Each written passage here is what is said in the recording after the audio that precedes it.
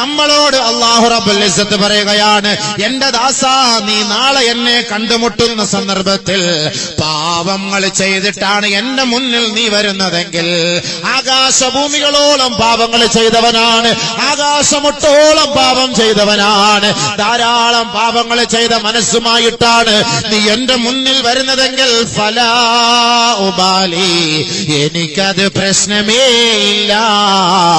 മാലം തുശിരിക് B ശൈആ, പക്ഷേ എനിക്കെതിരെ ഒരു സൃഷ്ടിയുടെ മുന്നിൽ പോയി സുജൂദ് ചെയ്യരുത്, എനിക്കെതിരെ നീ അല്ലാഹുവിനായ ആ റബ്ബിനെതിരെ നീ മറ്റൊരു ദൈവത്തെ വെച്ച് ആരാധിക്കരുത്. ഏതെങ്കിലും ദൈവത്തിന്റെ മുന്നിലോ വടവൃക്ഷത്തിന്റെ മുന്നിലോ 33 കോടി ദേവറുകളുടെ മുന്നിലോ കുരിശിന്റെ മുന്നിലോ നീ പോയി സുജൂദ് ചെയ്തിട്ട് പാവങ്ങളുമായി എന്റെ മുന്നിൽ വന്നാൽ എനിക്ക് സഹിക്കില്ല, ഞാനത് മാപ്പ് ചെയ്ത് തരികയേ ഇല്ല.